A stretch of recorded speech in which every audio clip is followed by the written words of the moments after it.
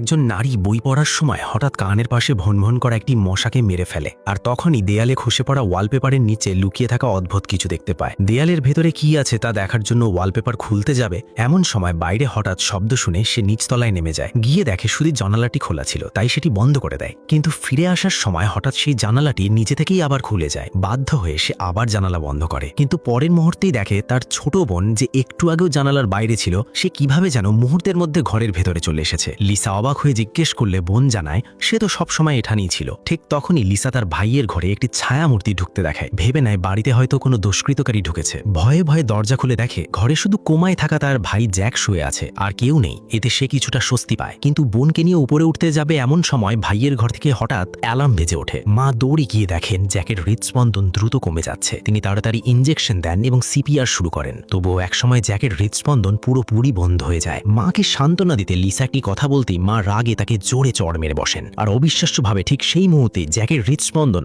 আবার স্বাভাবিক হয়ে যায়, যেন সে নিজের বোনকে কষ্ট পেতেই বেশি পছন্দ করে। মা আনন্দে জ্যাককে জড়িয়ে ধরেন, আর লিসা রাগ করে ওপরে চলে যায়। তখন ছোট বোনও ভাইকে জড়িয়ে ধরতে গেলে হঠাৎ জ্যাক চোখ খুলে ফেলে। এতে লিসা ভয়ে চমকে উঠলেও মা ভীষণ খুশি হন, কারণ এতে মনে হয় জ্যাক খুব শীঘ্রই জ্ঞান ফিরে পাবে। লিসা ভেবেছিল সব অদ্ভুত ঘটনা শেষ হয়ে গেছে, কিন্তু পরদিন সকালে ঘুম থেকে উঠে সে আয়নায় হঠাৎ জ্যাককে দেখতে পায়। পেছনে ফিরে তাকিয়ে দেখে সেখানে শুধু তার মা দাঁড়িয়ে আছেন। একের পর এক ভয়ঙ্কর ঘটনা ঘটতে থাকায় লিসার সন্দেহ হয় নতুন এই বাড়িটিতেই নিশ্চয়ই কোনো রহস্য লুকিয়ে আছে। সত্য জানার জন্য সে বাড়িটির ইতিহাস খুঁজে দেখে এবং জানতে পারে এটি একটি অভিশপ্ত বাড়ি। প্রায় 40 বছর আগে এক বিকৃত মানসিকতার খুনি এই বাড়িতে একই পরিবারে 6 জনকে হত্যা করেছিল। তারপর থেকেই বাড়িটিতে অদ্ভুত সব ঘটনা ঘটতে শুরু করে। বাড়ি ফিরে লিসা মাকে এই বিষয়ে জিজ্ঞেস করলে মা সবকিছুকে গুজব বলে উড়িয়ে দেন, কিন্তু নিজের ঘরে থাকা অদ্ভুত ওয়ালপেপার ছিঁড়ে ফেলতেই লিসা ভয়াবহ সত্য জানতে পারে। দেয়ালে থাকা লালচে দাগ আসলে সেই হত্যাকাণ্ডের সময় ছিটকে পড়া রক্তের দাগ। এই সত্য জানার পর সে ঘা শিউড়ে ওঠে। রাতে তাড়াতাড়ি ঘুমিয়ে পড়লেও মাঝরাতে তার মনে হয় ছোট বোন তার বিছানায় উঠে এসেছে। আধো ঘুমের মধ্যেই সে বোনকে নিজের বিছানায় ফিরে যেতে বলে, কিন্তু হঠাৎ হাত দিয়ে বিছানায় রক্তের মতো ভিজা কিছু অনুভব করে। আতঙ্কে উঠে বসতেই সেই রক্তের দাগ রহস্যময়ভাবে মিলিয়ে যায়। এরপর সে দেখতে পায় সেই ভয়ঙ্কর খুনি তার সামনে দাঁড়িয়ে আছে। ঠিক তখনই তার ঘুম ভেঙে যায়। বুঝতে পারে পুরো ঘটনাটাই ছিল একটি দুঃস্বপ্ন। কিছুদিনের মধ্যেই লিসার বন্ধুরা জানতে পারে যে সে একটি অভিশপ্ত বাড়িতে থাকে। রোমাঞ্চের খোঁজে তারা এক রাতে লিসার বাড়িতে এসে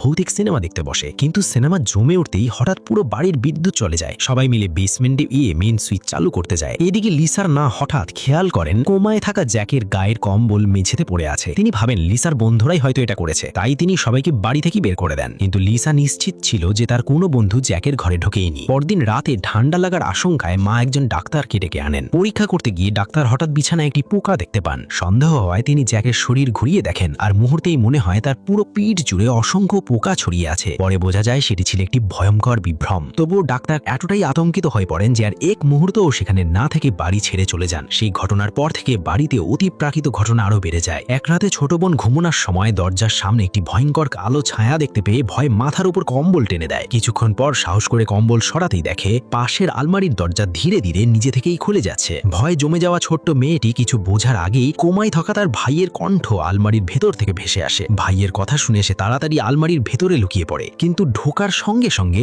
দরজাটি নিজে থেকেই বন্ধ হয়ে যায়। এদিকে শব্দ শুনে লিসা দৌড়ে বোনের ঘরে আসে, কিন্তু সেখানে দেখে বোনের কোনো চিহ্নই নেই। বাধ্য হয়ে সে নিচে খুঁজতে যায়, আর সেখানে দেখে মা একা দাঁড়িয়ে অদ্ভুত কিছু করছেন। ভয়ে সে আবার নিজের ঘরে ফিরে আসে, কিন্তু এসে দেখে তার বিছানায় তারই মতো দেখতে আরেকজন শুয়ে আছে। এরপরই ভাই জ্যাক বন্দুক দিয়ে তাকে গুলি করে হত্যা করে। এতে মুহূর্তেই লিসার ঘুম ভেঙে যায়। বুঝতে পারে এটাও ছিল আরেকটি দুঃস্বপ্ন। পরদিন সকালে তাদের ফুফু জ্যাকের জন্য এমন একটি যন্ত্র নিয়ে আসেন যার সাহায্যে সে শুধু চোখ নাড়িয়ে কথা লিখে জানাতে পারে। ভাইকে সবার সাথে যোগাযোগ করতে দেখে লিসাও কিছুটা স্বস্তি পায় এবং গত কয়েকদিনের ভয়ঙ্কর ঘটনাগুলো ভুলে থাকার চেষ্টা করে। কিন্তু সেদিন গভীর রাতে সে হঠাৎ দেখে জ্যাক তার ঘরের দরজায় দাঁড়িয়ে অদ্ভুতভাবে তার দিকে তাকিয়ে আছে। এটি লিসা আরো ভয় পেয়ে যায়। পরদিন সে সব ঘটনা তার ঘনিষ্ঠ বন্ধুকে খুলে বলে। বন্ধু তাকে একটি বই দেয় যেখানে অভিশপ্ত বাড়ি ও দুষ্ট আত্মা সম্পর্কে বিস্তারিত লেখা ছিল। বইয়ে উল্লেখ ছিল এই দুষ্ট আত্মা বাড়ির বেসমেন্টে থাকা লাল রঙের একটি গোপন কক্ষে বাস করে এবং প্রতি 40 বছর পর একবার জেগে ওঠে। মানুষকে রক্ষা করার জন্য এক পুরোহিত বাড়ির চারপাশে একটি জাদুকরী সীমা রেখা এঁকে দিয়েছিলেন, যাতে সেই আত্মা নির্দিষ্ট সীমার বাইরে যেতে না পারে। ঠিক 40 বছর আগেই বাড়িতে যে 6 জনকে হত্যা করা হয়েছিল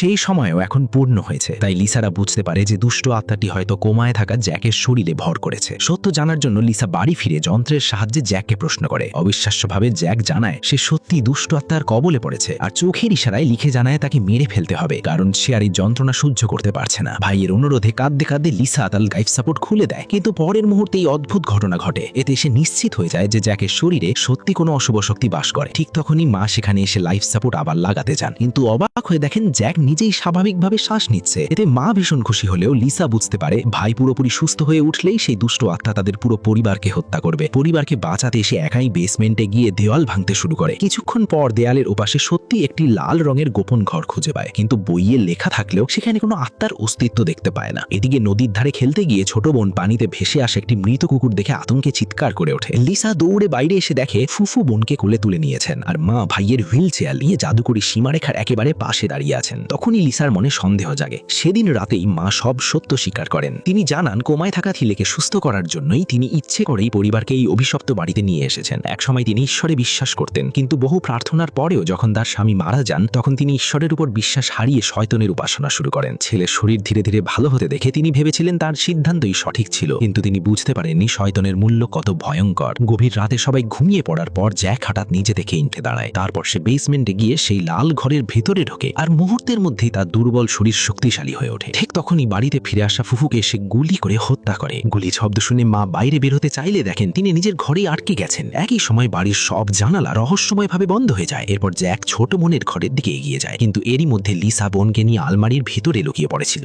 জ্যাক তারপর মায়ের ঘরে গিয়ে তাকেও হত্যা করে। কিছুক্ষণ পর সে বুঝতে পারে লিসা আর তার বোন এখনো বেঁচে আছে, তাই তাদের খুঁজতে নিচে নেমে আসে। লিসা বোনকে পালাতে চেষ্টা করলেও পথ আটকে দাঁড়ায় এক মৃত কুকুর, যাকে সেই দুষ্ট আত্মা আবার জীবিত করে তুলেছিল। বাধ্য হয়ে লিসা বোনকে পালিয়ে যেতে বলে আর নিজে কুকুরটির সঙ্গে লড়াইয়ে জড়িত পড়ে, কিন্তু সেই সুযোগেই জ্যাক ছোট বোনকে ধরে নিজের ঘরে নিয়ে আসে, তাকে নিজের বিছানায় হত্যা করার জন্য। ঠিক তখনই লিসা পিছন থেকে জ্যাককে জাপটে ধরে নিচতলায় ফেলে দেয়। মাটিতে পড়ে থাকা জ্যাককে দেখে হঠাৎ তার বইয়ের জাদুকরি সীমারেখার কথা মনে পড়ে। সে জ্যাককে টেনে সীমারেখার বাইরে নিয়ে যায়। সঙ্গে সঙ্গে জ্যাকের শরীর থেকে দুষ্ট আত্মার শক্তি ধীরে ধীরে বেরিয়ে যেতে থাকে। কিছুক্ষণের মধ্যেই সে আবার আগের দুর্বল অবস্থায় ফিরে আসে আর শেষ পর্যন্ত সেই অশুভ শক্তির হাত থেকে মুক্তি পায়।